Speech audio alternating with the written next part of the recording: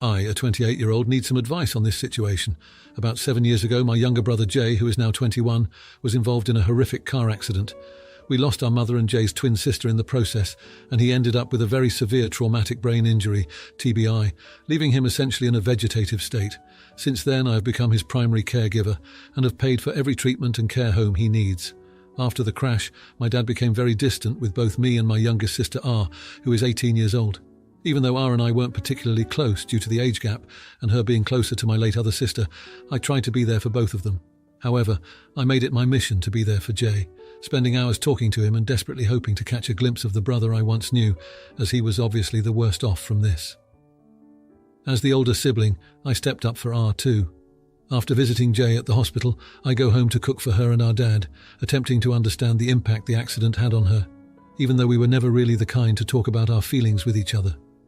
I don't know why, but since she was 11, R has refused to visit Jay at his care homes, which basically shattered any potential relationship we could have had due to Jay taking up so much of my time. I initially thought it was a phase, but she hasn't seen Jay since it happened. I try to make conversation over dinner, but she constantly shuts herself off. But yesterday she confronts me, accusing me of neglecting her for the past few years and feeling like she's always been lower priority to Jay. She even says it might have been better if Jay hadn't survived the accident, claiming she'd get more attention from me. Attention I've tried to give her, but she pushes away. I obviously defend myself, explaining how I've given her countless chances to connect and be a part of the whole family, supports family concept. I list the responsibilities I've taken care of for her, from feeding her to providing a roof over her head, but it's not enough for R. She insists I need to do more, telling her girlfriend how unimportant I am to her, and even claiming I've been a jerk to her for years. I've given her so many chances to visit Jay and to talk to me about her life. I cannot remember the last time she sat down and chatted with me about stuff. I can see from her side that she may feel neglected due to my involvement with Jay and her lack of it, but she chose this. She chose this lack of connection between us. Perhaps I've misunderstood her perspective entirely, and she could have simply struggled to reach out and communicate how she felt with me. So am I the jerk for prioritizing my severely disabled younger brother over my sister, who seemingly wants nothing to do with him or me? Now for a few comments before the update. Comment 1. Not the idiot. I'm sorry for the loss your family has faced over the years. Can I ask why you're supporting the family? What is your dad doing? Does he not have a relationship with Jay either? Does he not talk to R about her behavior towards Jay and yourself? Comment 2. No idiots here, no one's the jerk here. You have a responsibility to your brother and your sister, but your sister can feel upset. But she also has to put effort on her part to join as well. Comment 3. No idiots here. Your sister was young when this happened. She's likely hurt and still confused about losing 2 close family members. Get her into some therapy. Now for the update. It's like my life decided to take all the family drama and compress it into the most intensive 2-week period imaginable. First off, Jay had a breakthrough. I'm talking a serious, tear-inducing breakthrough. His speech therapist called, practically shouting with joy, saying Jay managed to string together a full coherent sentence for the first time in years. It was just, "I want water, please," but it was monumental for us. The therapist thinks it's a sign his brain is repairing neural pathways and there is potential for further recovery. My heart nearly burst through my chest with hope. In the midst of this high, R reached out to me. Apparently she saw my post on an advice subreddit from a friend's account. She was furious, to put it mildly, that I'd shared our family business with strangers. R accused me of seeking sympathy and being a drama queen. We had a heated argument over the phone which ended with her hanging up on me. But then, 2 days later, in a complete 180, R showed up at my doorstep sobbing. She confessed that her anger was really rooted in guilt for abandoning Jay and me and fear of facing the painful memories. She'd been in therapy, unbeknownst to me, grappling with the trauma of our family's past. We spent hours talking, and for the first time in years, I felt like I had my sister back. Now hold on to your chairs because the story takes another twist. Our estranged father, who I mentioned became distant after the accident, got wind of Jay's improvements and R's return to the fold. He showed up unannounced one evening, looking older and more broken than I remembered. Dad broke down, asking for forgiveness, saying he'd been in a dark place since the accident and the loss of Mom and Jay's twin had shattered him. We're a skeptical bunch, and R and I didn't know how to take this sudden appearance, but we let him in, wary of his intentions. After hours of intense conversation, tears, and airing out years of pent-up frustrations, we've cautiously started to explore the idea of being a family again. It's messy and there's so much to work through. It's like we're all relearning how to be around each other. Dad's been visiting Jay too, and there's a visible change in Jay's demeanour when he's around. R is planning to join Jay at his next therapy session, and I'm trying to balance cautious optimism with the reality that our family is forever changed. It's a lot. a lot of healing, a lot of pain, and a bewildering amount of hope. These 2 weeks have been a testament to the unpredictability of life and the complex nature of family. We're taking it day by day, but one thing is clear, we haven't given up on each other yet. Now, for the comments. Comment 1, not the idiot. Sharing your story can be therapeutic, and it's not like you were sharing secrets for malicious reasons. It's natural to seek support when dealing with intense family drama. R's reaction was probably more about her own struggles than your actions. It's great that you reconciled and are working through things as a family. Keep focusing on healing and don't let anyone make you feel bad for needing an outlet. Comment 2, you're the idiot. It's not okay to share personal family matters without consent, especially when it involves someone's medical progress. You violated Jay's privacy, and while R might have overreacted, her anger was justified. You need to learn to respect boundaries and find support in a way that doesn't potentially harm your family's trust in you. Comment 3, not the idiot. Your family is going through a lot, and it's heartwarming to see you're all trying to stick together. Your dad coming back and everyone working on their issues is a big step. People underestimate how much sharing can help when you're in a tough spot. R might have been upset at first, but it seems like she understands now. Keep taking it day by day. Healing is never a straight line. Now for the next story.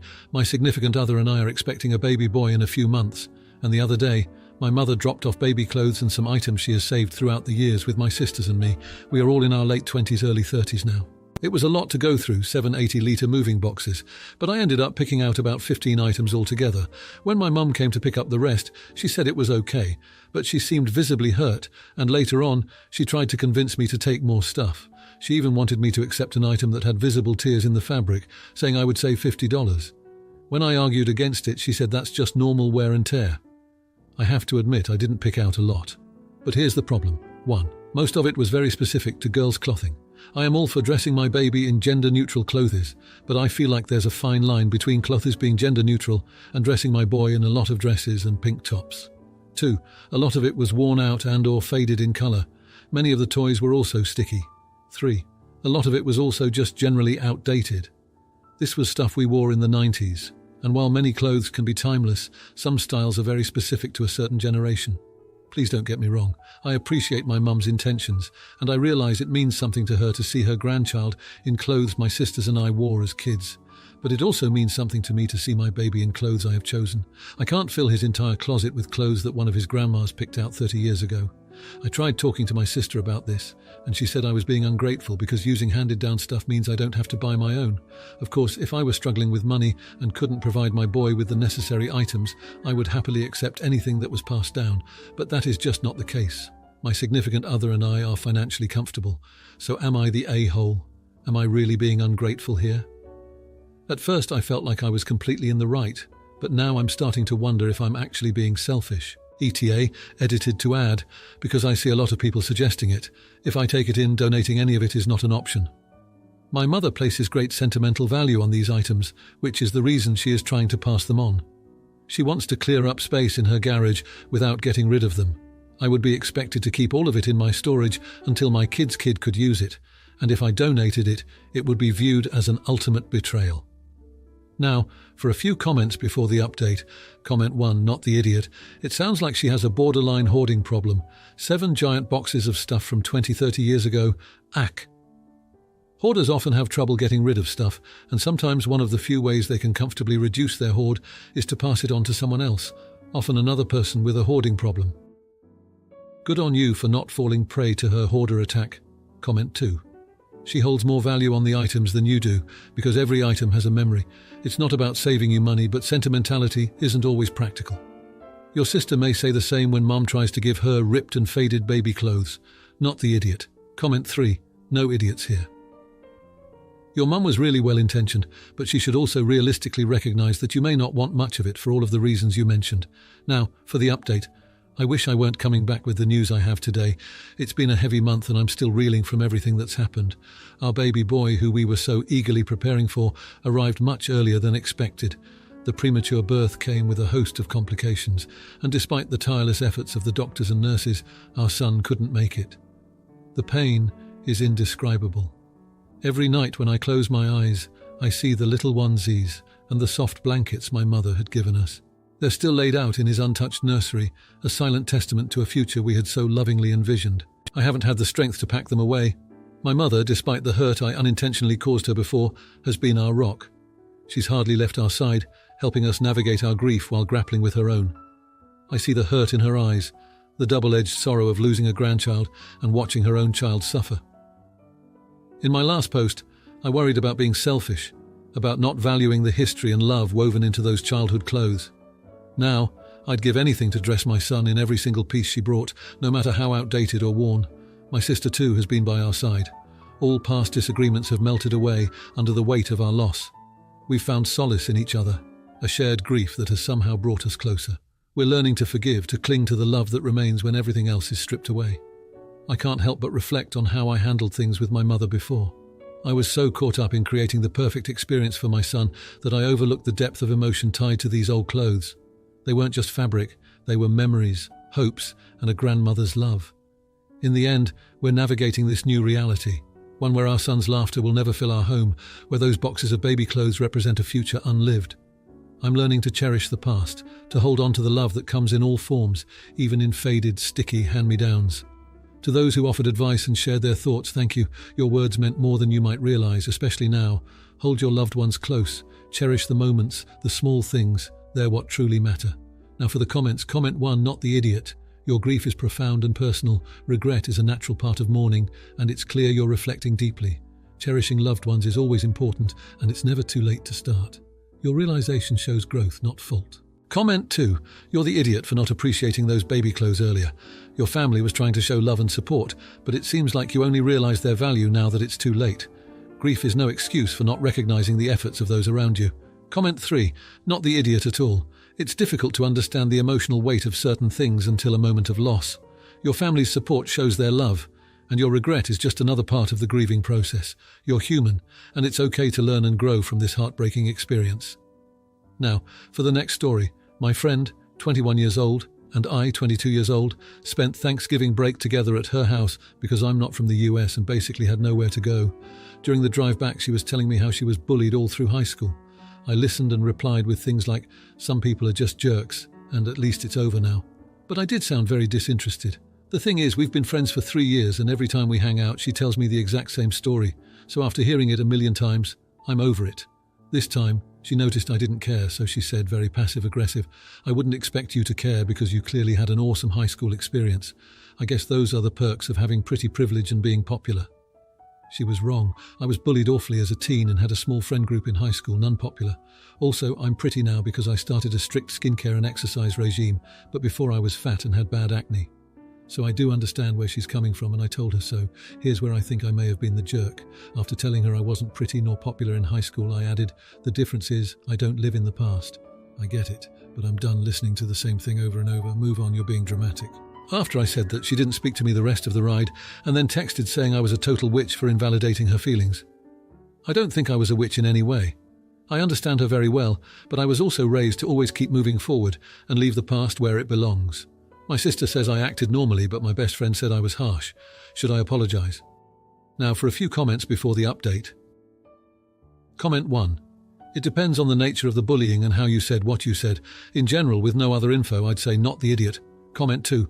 There are better ways to say that you don't want to discuss a topic any longer. You were unnecessarily rude. You're the idiot. Now for the update. After a lot of introspection, I finally realized how my reaction to my friend's story might have made things worse rather than healing them. So, I reached out to her to apologize. It was a tough conversation, but absolutely worth it. She admitted that she's been struggling with those high school memories for so long because she never really felt heard or understood. My words, no matter how unintentionally, had made her feel dismissed all over again. Hearing this broke my heart. I shared with her for the first time the full extent of my own bullying experiences. We both cried, realizing how much we'd both held inside and how our pasts had been haunting us in different ways. It was a vulnerable moment for both of us, but it brought us closer than ever. Since then, we've started to help each other heal. We joined a support group for adults dealing with past bullying trauma.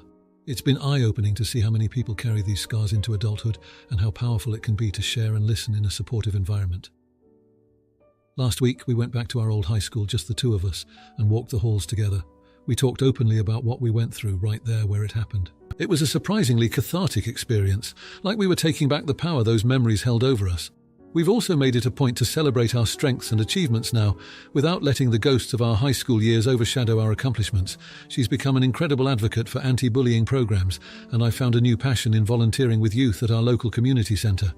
I'm not saying it's all perfect now or that we don't have moments where those old feelings creep back in, but we've learned the importance of truly listening to each other and validating each other's feelings. Our friendship has grown stronger because of it, and we've both found a sense of peace that was missing before. I'm grateful for the tough moments that lead to growth and for friends who stick with you as you both learn and heal. It's a journey we're on together, and I wouldn't have it any other way. Now, for the comments. Comment 1, not the idiot. Your initial reaction might not have been perfect, but the important thing is you recognized your mistake and took steps to make amends. Apologizing and joining a support group shows real effort to change and be there for your friend. It's impressive how you both turned a painful situation into something positive by advocating against bullying. Growth like that is what really counts. Comment 2. You're the idiot for initially making your friend's pain about you. Listening is key in a friendship, and it took you too long to realize that. It's great that you're making amends, but remember, it's not about your intentions, but how your actions affect others. It's good to see you're both healing now, but don't forget the lessons learned about empathy and support. Comment 3. Not the idiot. Sharing your own experiences with bullying wasn't to overshadow your friend, but to create a bond and understanding. It's beautiful that you both found a way to heal together and even became advocates. Revisiting your old high school must have been tough, but doing so is a brave step in reclaiming your narrative. Keep celebrating those victories, big or small. They're significant strides in healing. Now for the next story. So my grandparents made my family a cake, enough for 4 people, me, parents, brother. We all ate our slices except my brother. The next day my brother asks where his piece of cake was. Someone else had eaten it. For some context, we get snacks for our lunches, since my brother and I are in college, and my brother has a habit of eating a lot of the snacks and leaving little to eat later in the week. I asked, and my stepdad had eaten it, reasoning that since my brother eats a lot of the snacks, he was justified in eating the cake. I disagreed and told him that he shouldn't have done that, you can imagine why, and said that he was no better than my brother to do so. The rest of my family was against me, which I can't understand. I know it's not really a huge deal, but I just think that my stepdad eating the cake was unnecessary and rude. Now for a few comments before the update. Well, actually this post didn't have any comments. Now for the update. I figured it's about time I gave you all an update, especially after the support I received here. After the whole thing blew over, my brother was still a little upset, no surprise there. But what I didn't expect was that my stepdad actually felt pretty guilty about it. One evening, he sat my brother down and they had a heart-to-heart. Turns out stepdad grew up in a big family where food was scarce, and he admitted he sometimes acted on old habits without thinking. They both apologized to each other, my brother for overreacting about the cake, and my stepdad for eating it without asking. The best part? Stepdad decided to make it up to him by organizing a family baking day. We all got together and made a bunch of cakes, each person picking their flavor. It was a mess. There was flour everywhere, but we had a blast. My brother's lemon drizzle was a hit, and stepdad's attempt at a chocolate ganache actually turned out pretty fantastic. It didn't stop there. This little tradition has stuck, and now we do it once a month. It's brought the family closer together, and it's actually helped my stepdad and brother bond. They even team up on some recipes which I never thought I'd see. It's like that one slice of cake that went missing ended up creating something much sweeter for all of us. Oh, and to top it off, my grandparents were so touched by the effort to make amends that they've started teaching us some of their own traditional recipes. It's been an amazing way to connect with our roots and each other. Who knew cake could do so much? Now for the comments. Comment 1, not the idiot. Love how your stepdad turned a small mistake into a heartwarming family tradition. It's not just about the cake, it's about acknowledging the mistake, apologizing, and then finding a creative solution that brings everyone closer. Plus, involving the grandparents. Genius. Family traditions like these are priceless and teach everyone about forgiveness and togetherness. Kudos to your stepdad for initiating this. Comment 2. You're the idiot for making a big deal out of the initial cake incident. Your stepdad had a moment of weakness and he more than made up for it. It's not easy to acknowledge our shortcomings, especially with family. The fact that he apologized and took steps to mend fences shows a lot of character. Holding on to grudges over cake just seems petty when you look at the bigger picture of family unity. Comment 3. Not the idiot. Your stepdad's actions show his true character. Instead of getting defensive, he opened up about his past and made a genuine effort to connect with your brother. And look at the result, a new family tradition that's about more than just baking. It's about sharing stories, building relationships, and passing down heritage through recipes. This is the kind of stuff that strengthens family bonds. Your stepdad is a gem. If you like this video, you'll probably like these too. Also, while you're here, please consider subscribing. It's your support that keeps this channel alive and allows me to make better and longer videos. Have a great day.